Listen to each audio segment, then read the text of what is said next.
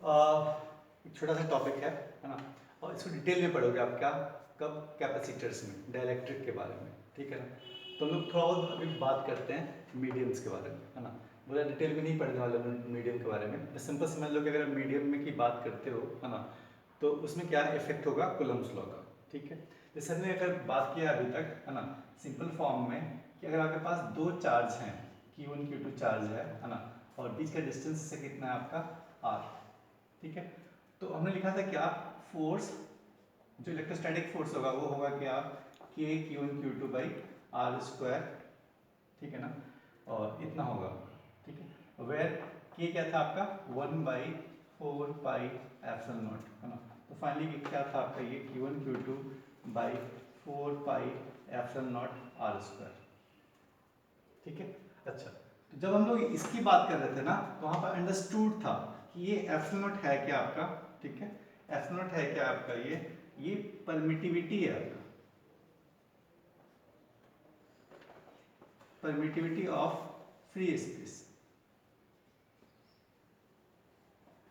ठीक है ना। कांस्टेंट वैल्यू मिलेगा आपका, है ना, और ये है कहाँ पे, फ्री स्पेस में, या फिर आप एयर में बात कर रहे हो, है ना। तो अभी तक जब भी हमने पढ़ा है ना, अगर चार्ज हमारा रखा हुआ है ना, और उसकी वैल्यू आप इतना बोल रहे हो इलेक्ट्रोस्टैटिक फोर्स का, है ना, तो इसका मतलब क्या है, ये चार्ज था कहाँ पे, आइदर आपका फ्री स्पेस पे था या फिर एयर में, ठीक है। अच्छा, और अगर इसी चार्ज को आप किसी मीडियम में रख देते हो, है ना, ये Q1 Q2 charge, same charge को सेम डिस्टेंस पे, है ना, सेम डिस्टेंस पे आप रख देते हो, है ना, तो जो फोर्स है इलेक्ट्रोस्टैटिक फोर्स वो सेम नहीं रहेगा। अगर आपने सेम चार्ज को कहाँ रख दिया, इस मीडियम में रख दिया, ठीक ना। मीडियम मीन्स क्या, वाटर हो सकता है, ऑयल हो सकता है, डिफरेंट डिफरेंट मीडियम की बात कर रहे हैं। सिंपली मेरा एयर नहीं है, फ्री स्पेस नहीं है ना, वैक्यूम नहीं है बेसिकली, है ना। तो जो इलेक्ट्रोस्टैटिक फोर्स था चार्ज का, बेसिकली क्या हमने क्या पढ़ा अभी तक, कि जो इलेक्ट्रोस्टैटिक फोर्स होता है किस पे डिपेंड करता है, चार्ज के मैग्नीट्यूड पे और उनके बीच के डिस्टेंस पे, है ना। बट अगर चार्ज का मैग्नीट्यूड अभी भी उतना ही है, डिस्टेंस अभी भी उतना ही है ना, फिर भी मेरा जो चार्ज का उनके बीच का जो फोर्स है इलेक्ट्रोस्टैटिक फोर्स, उसका मैग्नीट्यूड चेंज हो जाएगा, ठीक है ना। चेंज हो जाएगा, क्यों चेंज होगा, क्योंकि एक मीडियम का एक कांस्टेंट डिफाइन है, that is called the epsilon R. इसको हम क्या बोलते हैं, रिलेटिव परमिटिविटी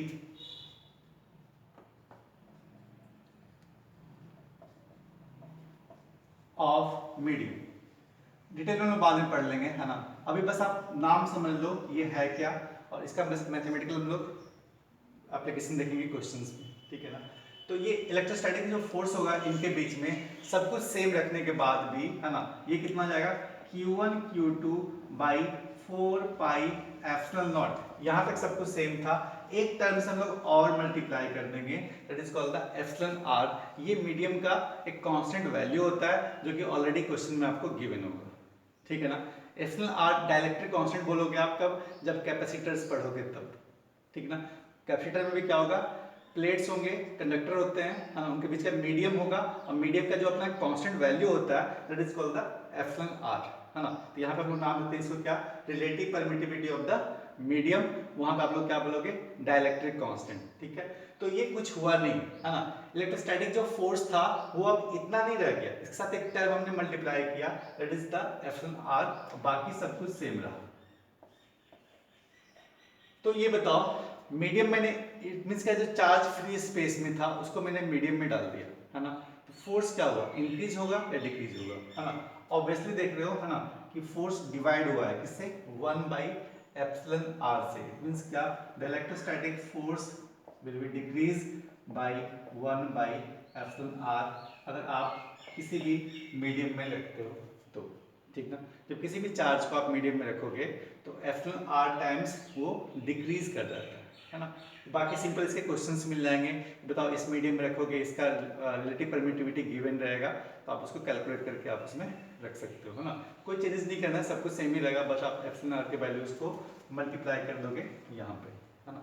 तो फाइनली इसका आंसर जो भी आना होगा मिल जाएगा। देखो अभी जो हम लोग एक नया टॉपिक पढ़ने वाले हैं, है ना, that is called the method of charging, और ये टॉपिक इंपॉर्टेंट है आपके एग्जाम पर्पज से, है ना। चाहे नीट के हो जेई के हो, डायरेक्टली क्वेश्चंस इससे आते हैं। बड़ा ही आसान टॉपिक है, इससे आसान टॉपिक आपको कुछ मिलेगा भी नहीं, ठीक है। सबसे बेसिक और सबसे आसान सा टॉपिक है ना। तो ये क्या आपका method of charging, method of charging है ना। तो अभी तक हमने जो पढ़ा था है ना कि मेथड ऑफ चार्जिंग, जब भी आप किसी बॉडी को चार्ज करते हो इसका मतलब क्या, ट्रांसफर ऑफ इलेक्ट्रॉन होता है, इसके अलावा और कुछ नहीं होता है। जब भी कोई बॉडी चार्ज होगा, चाहे वो पॉजिटिव चार्ज हो या नेगेटिव चार्ज हो, पॉजिटिव कैसे बना होगा, इलेक्ट्रॉन रिलीज किया होगा, नेगेटिव कैसे बना होगा, इलेक्ट्रॉन एक्सेप्ट किया होगा, है ना। तो जब भी चार्जिंग या डिस्चार्जिंग की बात करें, मींस का इलेक्ट्रॉन को लूज करने और गेन करने की बात करते हो आप, है ना। तो जो फर्स्ट मेथड था हमारा, वो हमारा कैसे था आपका, बाई रबिंग, है ना। हम लोग इधर क्या करते हैं, बॉडी को रब करते हैं, है ना, या फिर फ्रिक्शन, ठीक है। जैसे कोई बॉडी को आप रब कर रहे हो ना, है ना, तो फाइनली क्या हो रहा है, कुछ ना कुछ हिट हो रहा है, जो भी हो रहा है, चार्ज का ट्रांसफर, मतलब कॉम्ब है उसको हम लोग हेयर में करते हैं, है ना। तो बेसिकली क्या होता है, चार्ज हो जाता है, ठीक है। चार्ज कौन पॉजिटिव होगा कौन नेगेटिव होगा ये आप नहीं बोल सकते, है ना, वो उसके प्रॉपर्टीज पे डिपेंड करता है, ठीक है ना। कुछ इसमें हम लोग फिक्स लेते हैं एग्जांपल, है ना। जैसे हम लोग एग्जांपल लेते हैं किसका, ग्लास रॉड, ग्लास रॉड, और सेकंड किसका लेंगे हम लोग, कॉटन का क्लॉथ, ठीक है। तो इसमें क्या करोगे ना कि अगर आप इनको रब करोगे, एक ग्लास रॉड लो, एक क्लॉथ लो, है ना, टुकड़ा लो क्लॉथ का, उनको रब करो आपस में, है ना। इसमें हमारा कोई रोल नहीं है ना, उनका भी कोई रोल नहीं है। फाइनली क्या होता है ना कि ट्रांसफर होता है चार्ज, किससे, ग्लास रॉड से, ठीक है, मतलब एक क्लॉथ है ना। तो इससे क्या हुआ होगा ना, हमें क्या समझ में आया कि ये पॉजिटिवली चार्ज हो गया,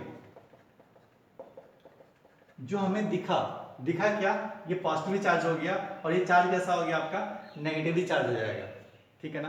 कैसे हुआ मुझे नहीं पता, है ना।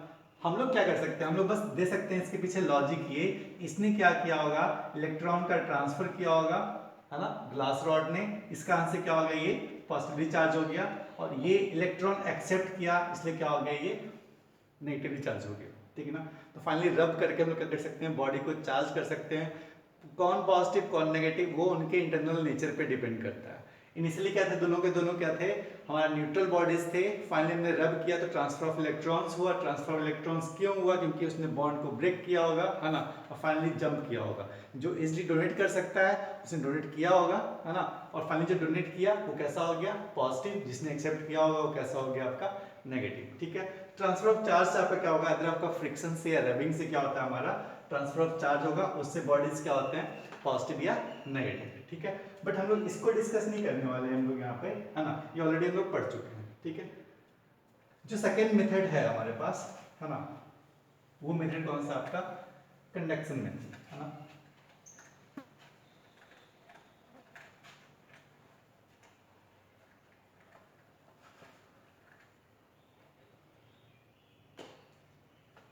जो सेकेंड मेथड है हमारे पास वो है आपका क्या, कंडक्शन मेथड।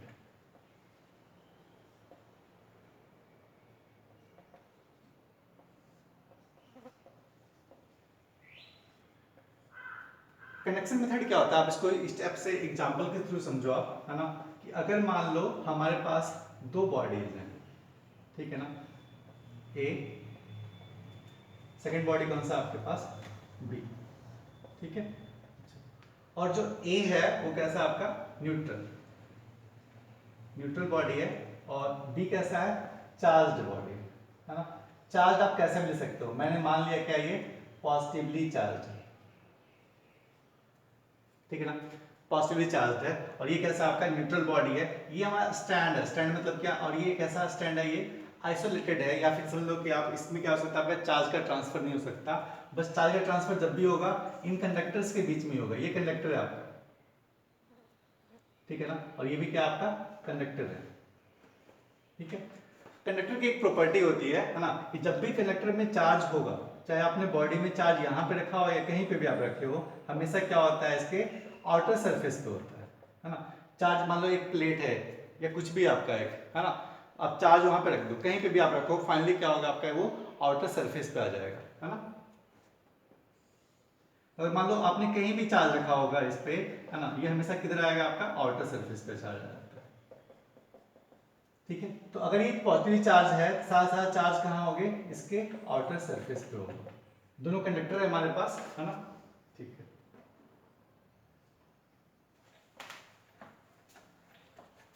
अब देखो, एक न्यूट्रल बॉडी था, एक कैथोड बॉडी है हमारे पास, चार्ज बॉडी है ना।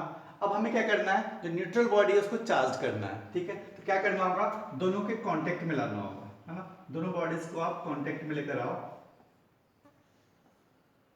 ठीक है, कांटेक्ट में लेकर आओगे तो ये जो चार्ज है इसके पास, जितना भी चार्ज होगा इसके साथ क्या करेगा, आपका डिवाइड करेगा या डिस्ट्रीब्यूट होगा इन दोनों के बीच में।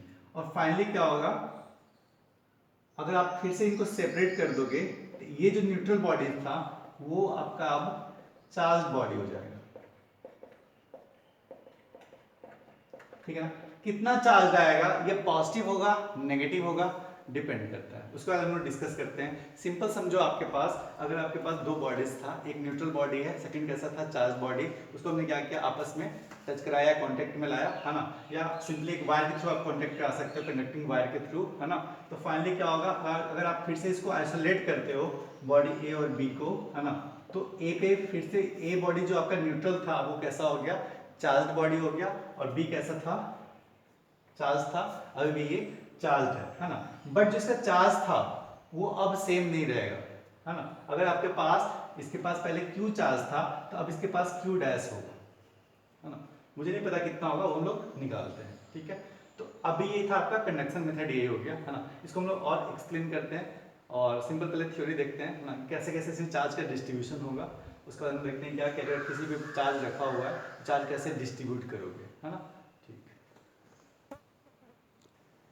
अब देखो, अब इसमें क्या करना है ना कि थोड़ा सा एक्सप्लेन कर रहा हूँ। देखो, इस क्वेश्चन इसको बताने के लिए आपको एक डेरिवेशन करना पड़ेगा जो बहुत आसान है ना।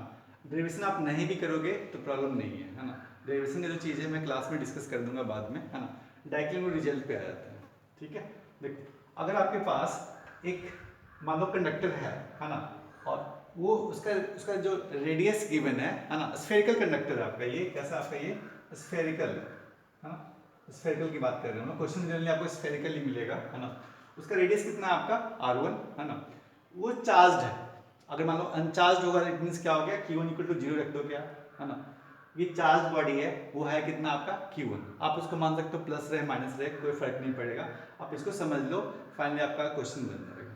ठीक है ना, देखो, अगर ये चार्ज है, इसका चार्ज कितना लिया हमने, q1। ठीक है, और जो सेकेंड बॉडी है बी बॉडी, है ना, उसकी हमने रेडियस लिया r2, ये भी कैसा आपका स्फेरिकल कंडक्टर है ना, और इस पे चार्ज कितना है, q2। ठीक है, अच्छा, और ऐसा हमने मान लिया, ठीक है, q1 क्या आपका ग्रेटर देन q2 है। इट मींस क्या, जो चार्ज है आपका q1 के पास वो हमेशा क्या है, ग्रेटर देन q2। ठीक है, चलो, अब हमने क्या किया, दोनों जो बॉडी थी, कंडक्टिंग बॉडी है, उसको हमने क्या किया, अदर कांटेक्ट में लाया। कांटेक्ट लाने का एक मेथड और है, सिंपल, उनके बीच में वायर बांध दो। ठीक ना, वायर कैसा होगा, कंडक्टिंग वायर, जो चार्ज को ट्रांसफर करने में हेल्प करे। ठीक है ना, तो देखो ये सिंपल कैसा हो गया ना, ऐसा दो बकेट टाइप का। ठीक है, एक बकेट आपका ए है और एक बकेट कौन सा आपका बी, और इसके बीच में आपने क्या किया, एक पाइप लगा दिया। ये हो गया कंडक्टिंग वायर, है ना। और ए में मान लो वाटर प्रेशर लेवल यहां तक है, ठीक है, और बी का लेवल मान लो कि यहां तक ही है। ठीक है, देखो, जब भी वाटर का ट्रांसफर होगा ए टू बी, है ना, हमेशा हाई टू लो, है ना, कब तक होगा आपका, जब तक इनके पास क्या हो, इक्वल अमाउंट में वाटर ना हो जाए, तब तक ट्रांसफर होता जाएगा, है ना। तो चार्ज के केस में आपका ये होता है कि ट्रांसफर कब तक होता रहेगा, जब तक इनका पोटेंशियल सेम ना हो।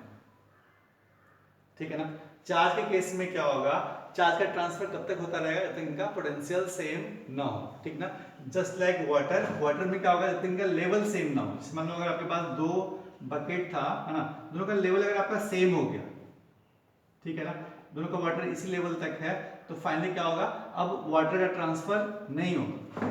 ठीक है ना, उसी टाइप से अगर आपके पास दो बॉडी है ना, दो बॉडी है, तो इसमें से चार्ज का ट्रांसफर नहीं होगा कब तक, जब इनका पोटेंशियल अगर आपका v है, इसका भी पोटेंशियल क्या हो जाए v।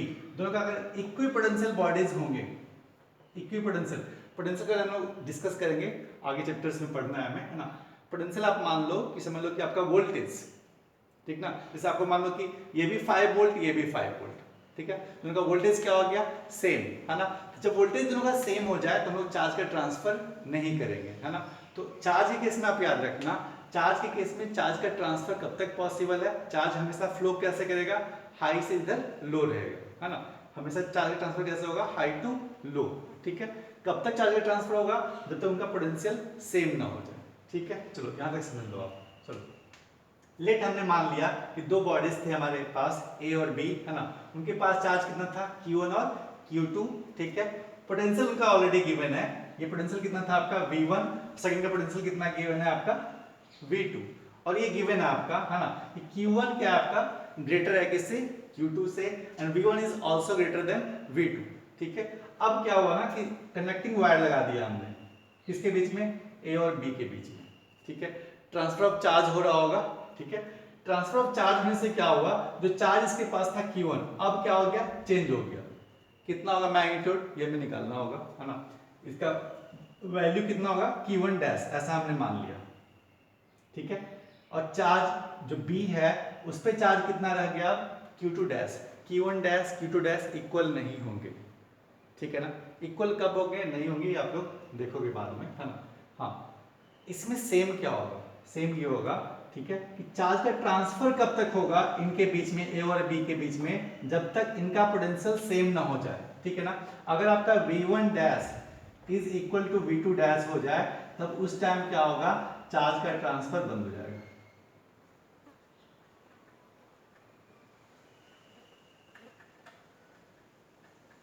ठीक है। सिंपल सी बात है, दो बॉडीज के बीच में ट्रांसफर ऑफ चार्ज कब तक होता है, जब तक उनका पोटेंशियल सेम ना हो जाए, ठीक है।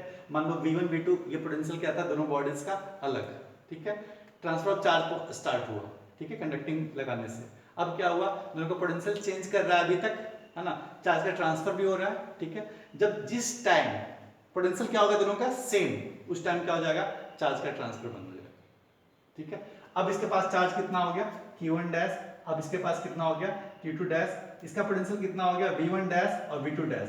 चार्ज का ट्रांसफर कब तक होता रहेगा, जब तक आपका V1 dash equal to V2 dash ना हो जाए, जब तक पोटेंशियल सेम ना हो तब चार्ज का ट्रांसफर आपका होता रहेगा, ठीक है। तो फर्स्ट थिंग तो आपने ये समझा कि चार्ज का ट्रांसफर कब तक पॉसिबल है, जब तक उनका पोटेंशियल सेम ना हो जाए, ठीक है। हाँ देखो, तो अगर आपके पास दो कंडक्टिंग स्फीयर है, ठीक है ना, और दोनों के पास चार्ज है, ठीक है, दोनों भी सेपरेट है ना। अब मुझे क्या करना है कि अगर मैं दोनों कंडक्टिंग स्फीयर को टच में लाऊं या कांटेक्ट में लाऊं या फिर सिंपली एक कंडक्टिंग वायर से कनेक्ट करूं, है ना, तो चार्ज का डिस्ट्रीब्यूशन कैसे होगा और कब तक होगा, है ना। कब तक होगा इसका आंसर तो मिल गया होगा आपको, कब तक होगा, तो उनका पोटेंशियल सेम ना हो जाए। अगर इनका पोटेंशियल V1 है, इसका पोटेंशियल V2 है, कब तक होगा, इनका पोटेंशियल सेम ना हो जाए, है ना। V1 डैश इसका हो जाए, V1 डैश इसका हो जाए, तब तक क्या होगा, आपका चार्ज का ट्रांसफर होता रहेगा, ठीक है, फर्स्ट थिंग, ठीक है। सेकेंड थिंग क्या है कि इसका चार्ज का वैल्यू क्या होगा आफ्टर सम टाइम, जब इसका पोटेंशियल सेम हो जाए तो चार्ज का वैल्यू क्या होगा, ठीक है। अगर आपको वैल्यू जानना है, ठीक है, उसके लिए फॉर्मूला मिल गया आपको, ठीक है। देखो, अगर आपके पास ऐसा है कि एक कंडक्टिंग स्फीयर है, उसका रेडियस कितना है R1, ठीक है ना, उस पर चार्ज ऑलरेडी कितना है Q1, ठीक ना। एक कंडक्टिंग स्फीयर है, उस पर चार्ज कितना है Q1, ठीक है।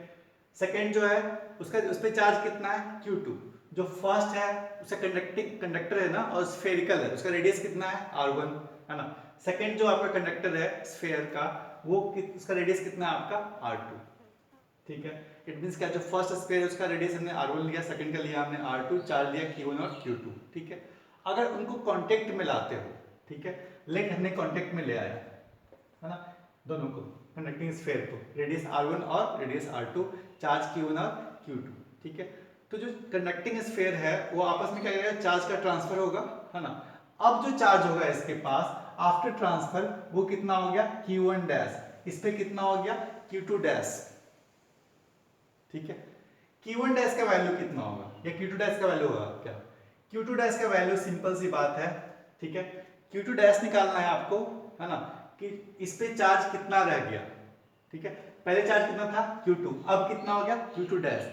Q2 डैश का वैल्यू कितना होगा, बस सिंपल सा फॉर्मूला है R2 by R1 plus R2 Q1 plus Q2। Q1 Q2 क्या था आपका, जो पहले चार्ज था Q इनिशियल, ठीक ना, Q इनिशियल इट मींस क्या, जो पहले चार्ज था आपका इस पे कितना था Q1, सेकंड पे कितना था आपका Q2, दोनों को ऐड कर दो Q1 प्लस Q2 जो पहले चार्ज था, इनटू क्या, जिस पे चार्ज निकालना है इस पे चार्ज कितना हो गया, तो इसका रेडियस ले लो R2 डिवाइड बाय क्या R1 प्लस R2, जिस पे चार्ज निकालना है उसका रेडियस डिवाइड बाय क्या, दोनों का रेडियस का सम इनटू क्या, इनिशियल चार्ज, है ना। देखो Q2 पे कितना चार्ज है, R2 बाय क्या R1 प्लस R2 इनटू क्या Q इनिशियल, इट मींस क्या Q1 प्लस Q2। Q1 पे कितना चार्ज हो गया, तो R1 बाय क्या R1 प्लस R2, बाकी कितना Q1 प्लस Q2, ठीक है। अच्छा, अगर दोनों आइडेंटिकल हैं स्फीयर, ठीक है ना, आइडेंटिकल इट मींस क्या, उनका रेडियस कैसा होगा, same R1 plus R2, sorry R1 equal to R2 equal to R, है ना, तब चार्ज कितना होगा, बराबर बराबर इक्वली डिस्ट्रीब्यूट कर लेंगे, ठीक ना। जैसे एक पे मान लो 5 कूलम था, सेकंड पे कितना था 3 कूलम, है ना, दोनों स्फीयर कैसे हैं, आइडेंटिकल, दोनों को कांटेक्ट में लाओ, नेट कितना हो गया 8 कूलम, अगर दोनों आइडेंटिकल है तो हाफ हाफ डिवाइड कर दो, ठीक है। टोटल चार्ज को सम करो बाय 2 कर दो, दोनों को आधा आधा दे दो, ठीक है। ऐसा कब करोगे, हाफ हाफ डिवाइड कब करोगे आप, जब उनका सिमेट्रिकल बॉडीज हो तब, इट मींस क्या, दोनों का जो आपका रेडियस है, दोनों का रेडियस कैसा है आपका सेम, अगर रेडियस सेम नहीं है ना, तो क्या करना होगा, जिस पे निकालना है उसका रेडियस ले लो divide by total radius into क्या इनिशियल चार्ज, ठीक है। तो ये आपका रिजल्ट था, बस इससे काम हो गया आपका। अब जितने क्वेश्चंस आएंगे, कुछ भी क्वेश्चन आया बन जाएगा आपका, है ना। ये आया कैसे, बस 2 मिनट में मैं इसको एक्सप्लेन कर दूंगा, है ना, नोट कर लेना आप, है ना, इसको पॉज करके इसको आप नोट कर दो, ठीक है, और फिर हम इसको एक्सप्लेन कर रहे हैं, ठीक है। कभी कभी कॉन्सेप्ट से भी क्वेश्चंस हो सकते हैं, तो सुनो कैसे आया ये, है ना। देखो लेट जो मेरा बॉडीज थे, है ना, कंडक्टिंग स्फीयर थे, है ना, उसका पोटेंशियल कितना था आपका V1, इसका पोटेंशियल कितना था आपका V2, दोनों का सेपरेट पोटेंशियल, दोनों का पोटेंशियल सेम नहीं है ना। अच्छा, और Q इनिशियल कितना हो गया आपका Q1 प्लस Q2, ठीक है। और ऐसा गिवन है ना, कि Q1 के पास चार्ज ज्यादा है Q2 से, एंड V1 के पास पोटेंशियल कितना है V2 से ग्रेटर है, मींस क्या V1 is greater than V2। जब दोनों का पोटेंशियल सेम हो जाएगा तो चार्ज ट्रांसफर पॉसिबल नहीं है ना। तो फर्स्ट का पोटेंशियल हमने मान लिया ग्रेटर है V2 से, कुछ भी हो सकता है, एनीथिंग इज पॉसिबल, ठीक है। अब हमने क्या किया, दोनों जो कंडक्टिंग स्फीयर्स हैं उनको मैंने कांटेक्ट में ला दिया कंडक्टिंग वायर से, ठीक है।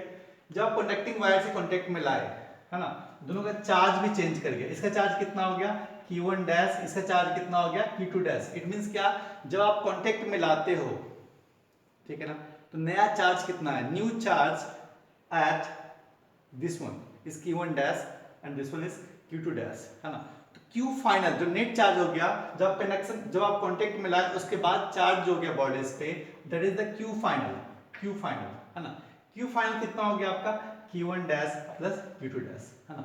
और सुनो, जब भी हमारे पास दो मान लो बॉडीज हैं, वो सिस्टम ऑफ चार्ज हो गया ना, उसमें हमने पढ़ा था स्टार्टिंग में प्रॉपर्टीज ऑफ चार्ज में, है ना, कि हमेशा चार्ज क्या होता है, कंजर्व होता है। इट मींस क्या, your Q initial must be Q final, है ना। चार्ज का भी मतलब हम लोग ट्रांसफर करते हैं बट चार्ज कभी खत्म नहीं होता, है ना। तो इट मींस क्या, जो आपका Q इनिशियल था वो क्या हो गया आपका Q फाइनल के बराबर, that is called the conservation of charge, properties पढ़ा था हमने चार्ज में, है ना। इट मींस क्या, your Q1 plus Q2 must be equal to Q1 dash plus Q2 dash, ठीक ना। इनका मिला के जितना चार्ज पहले था, है ना, और कांटेक्ट में लाने के बाद भी इनका जो सम होगा ना सेम ही होगा। अगर इसके पास मान लो 3 कूलम, इसके पास मान लो कि 5 कूलम है, कितना हो गया 8 कूलम, और बाद में मान लो क्या हो गया 4 कूलम, कितना होगा 8 कूलम। इट मींस क्या, जो चार्ज इनिशियल था और फाइनल था वो दोनों चार्ज क्या होंगे, सेम ही होंगे, ठीक है ना। ये फर्स्ट प्रॉपर्टी था आपका कंजर्वेशन ऑफ चार्ज पे, ठीक है, यहाँ तक समझ में आया होगा।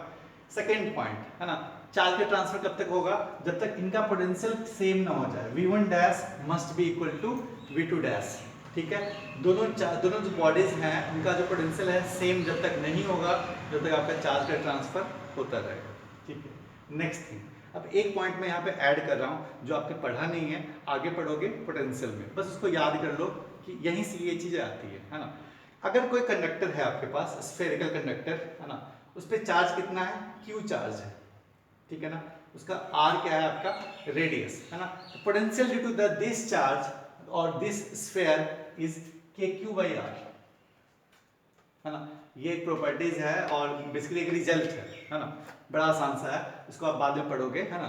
Potential due to the charge sphere conducting sphere है ना ऑफ रेडियस r है ना having the charge q is potential कितना होता है आपका kq/r, ठीक है। अच्छा, तो अगर ये जो कंडक्टर है स्फीयरिकल कंडक्टर, इसके पास चार्ज कितना है q, ठीक है ना, पहले था q1 और अब कितना हो गया q1 डैश है ना। तो v1 डैश का वैल्यू कितना होगा k q1 dash by r1 है ना। r1 is the radius of the this sphere, q1 dash is the new charge है ना ऑन दिस स्फीयर। अब इसमें बताओ सेकंड वाले में कितना होगा k q2 dash by r2, r2 is the radius of the second sphere, q2 dash is the new charge at the second body है ना। दोनों इक्वल जब तक हो जाएगा, दोनों का पोटेंशियल क्या होना चाहिए आपका सेम, तभी क्या होगा आपका चार्ज का ट्रांसफर बंद हो जाएगा, ठीक है ना। चार्ज ट्रांसफर कब तक होगा तो उनका पोटेंशियल सेम ना हो जाए, ठीक है। तो दोनों को इक्वेट करोगे तो यहां से क्या आ जाएगा k कैंसिल, तो फाइनली क्या आएगा आपका q1 dash by r1 q2 dash by r2 है ना। तो यहां से देखोगे अगर हम q1 डैश निकालें तो फाइनली r1 को आप इस तरफ रख दो, क्या होगा r1 plus r1 bye r2 into क्या q2 डैश है ना, यहां तक आ जाएगा, ठीक है। अब सुनो, हमने क्या पढ़ा था q initial equal to q final, it means क्या q1 plus q2 equal to q1 dash plus q2 dash. q1 dash का वैल्यू आप यहां से पुट कर दो, यहां से लाकर यहां पे रख दो है ना। तो क्या मिलेगा आपको q2 dash r1 plus r2, q2 dash को आपने कॉमन ले लिया, क्या मिलेगा आपको q2 dash into r1 plus r2 plus 1 है ना। और यहां से देखोगे आप q2 डैश का वैल्यू, q2 डैश का वैल्यू ये क्या मिल जाएगा आपका q1 प्लस q2 इनटू क्या r2 r1 प्लस r2, यहां से ये आया, यहां से देखोगे तो ये रिजल्ट आया है ना। तो सिमेट्रिकली हम लोग देखते हैं क्या q1 डैश का वैल्यू क्या हो जाएगा दिस वन है ना। इस टाइप से आपने रिजल्ट निकाल के लाया कि दोनों चार्ज का वैल्यू क्या हो जाएगा। अगर दोनों का चार्ज स्टार्टिंग में कुछ और है, दोनों को कांटेक्ट में लाया है ना, तो फाइनली चार्ज क्या होगा है ना, तो आप इस टाइप से निकाल सकते हो। अगर बॉडीज कैसे हैं सिमेट्रिकल, सिंपली क्या कर दोगे हाफ हाफ चार्ज डिस्ट्रीब्यूट हो जाएगा, ठीक है। देखो आपके पास एक क्वेश्चन है हाँ कि थ्री हमारे पास कंडक्टिंग स्फीयर है ना, उनका रेडियस गिवन है आपका ये r 2r और 3r, ठीक है। और ये भी गिवन है कि जो आपका a है ना बॉडी a b c है ना, उस पे जो चार्ज है वो कितना आपका +3 मिलीकूलम, b पे कितना आपका +3 मिलीकूलम और c पे चार्ज गिवन है ऑलरेडी -6 मिलीकूलम, ठीक है, ये गिवन है ना। अब डिफरेंट स्टेप्स बताया गया आपको। स्टेप नंबर फर्स्ट आपको ये करना है ना, स्टेप फर्स्ट ये करना है आपको कि ए और सी को कांटेक्ट में लाना है ना। इनिशियली क्या करना है आपको ए और सी को कांटेक्ट में लाओ, ठीक है, फिर कुछ हुआ होगा चार्ज का ट्रांसफर, ठीक है। नेक्स्ट क्या करना है, देन क्या करना है आपको बी और सी को कांटेक्ट में लाओ, ठीक है। देन फाइनली बताओ आप कि बताओ ए बी सी पे अब चार्ज कितना है, ठीक ना। Then find the final charge on bodies A B and C, ठीक है। चलो हम लोग आगे इसको डिस्कस करते हैं, ठीक है। तो फर्स्ट हम लोग डिस्कस करते हैं स्टेप फर्स्ट को, कि स्टेप फर्स्ट हमने लिया होगा तो क्या हुआ होगा, ठीक है। चलो ए बॉडी है, ए बॉडी पे कितना है आपका 3 मिलीकूलम और रेडियस इसका r और ये आपका a, ठीक है। सेकंड इसको लाना हमें c को लाना है ना, c को ले आया, c को ले आया और इस पे कितना चार्ज है -6 मिलीकूलम, इसका रेडियस कितना है 3r, ठीक है। अच्छा, तो अब हम लोग जो चार्ज पे न्यू चार्ज देख रहे हैं, न्यू चार्ज है ना, न्यू चार्ज ए पे निकालना है। न्यू चार्ज का फॉर्मूला पता है ना आपको, न्यू चार्ज कैसे निकालना है, जिस पे हमें निकालना है उसका रेडियस ले लो है ना, डिवाइड बाय क्या टोटल रेडियस इनटू क्या टोटल चार्ज है ना। सुनो इसका रेडियस इस पे हम निकालना है, ए बॉडी पे नया चार्ज कितना होगा, इसका रेडियस ले लो r है ना, bye total radius, it means क्या r प्लस क्या 3r, जो फॉर्मूला मैंने लिखा है उसको ध्यान रखना, ठीक है, इनटू क्या इनिशियल चार्ज है ना, टोटल इनिशियल चार्ज है ना। इनिशियल चार्ज कितना हो गया इन दोनों में देखो +3 मिलीकूलम और -6 मिलीकूलम, ये मिलीकूलम में है, ठीक है। चलो ये हो गया आपका ए पे, ए पे कितना हो जाएगा बताओ ए पे हो जाएगा आपका 1/4 इंटू क्या -3 मिलीकुलम, इट मीन्स क्या -3/4 मिलीकुलम। ठीक है, इट मीन्स क्या the new charge on body A is -3/4 मिलीकुलम। ठीक है, अब सेम हम लोग बात कर रहे हैं सी पे। ठीक है, सी पे हमें चाहिए क्या न्यू चार्ज कितना होगा, उसका रेडियस ले लो आप, उसका रेडियस कितना है 3r बाई टोटल रेडियस कितना हो गया r + 3r, इट मीन्स क्या 4r इंटू क्या नेट चार्ज कितना है आपका +3 और -6 जो पिछली बार था वही आप यहाँ भी करोगे, इट मीन्स क्या हो जाएगा बताओ 3/4 इंटू क्या -3 मिलीकुलम, इट मीन्स क्या हो जाएगा आपका ये -9/4 मिलीकुलम। इट मीन्स क्या देखो आप यहाँ पे देखो, अगर हमने क्या किया बॉडी ए और बी को साथ में लाया है ना, अगर ये सिमेट्रिकल बॉडी होते है ना तो सिंपली क्या होता जो नेट चार्ज होता उनका हाफ डिवाइड हो जाता दोनों में है ना, बट इसमें क्या हुआ हाफ डिवाइड नहीं हुआ, जो नया चार्ज आया इनमें है ना ए पे कितना आया -3/4 मिलीकुलम और इस पे कितना आया -9/4 मिलीकुलम है ना, ये था हमारा स्टेप फर्स्ट। ठीक है, अब हो गया स्टेप सेकंड। स्टेप सेकंड क्या बोल रहा है बी और सी को कांटेक्ट में लाओ। ठीक है, बी और सी कब लाओगे आप स्टेप फर्स्ट करने के बाद, इट मीन्स क्या जो आपके पास बी है, बी तो जैसा था वैसा ही है ना, इसका रेडियस कितना है आपका 2r। ठीक है, और चार्ज कितना है +3 मिलीकुलम। ठीक है, सी को लाओ कांटेक्ट में है ना, सी भी आ गया कांटेक्ट में और सी का रेडियस कितना है 3r। अब देखो ये है आपका बी और ये आपका सी, सी के पास चार्ज अब -6 मिलीकुलम नहीं है, सी के पास चार्ज कितना है -9/4। ठीक है, अब इनमें चार्ज का डिस्ट्रीब्यूशन कराओ, इट मींस क्या न्यू चार्ज।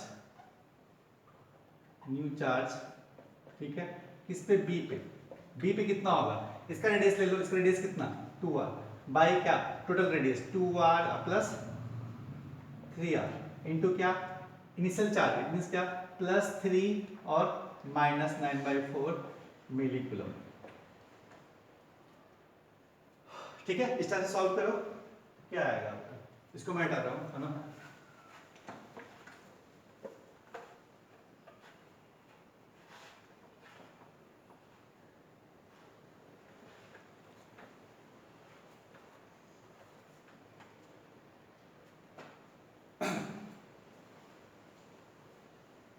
तो बी पे कितना आएगा, ये हो गया आपका 2 और ये 5r कैंसिल, इट मींस क्या 2/5 और इंटू क्या ये हो गया 3/4 मिलीकुलम, इट मींस क्या 6/20 मिलीकुलम।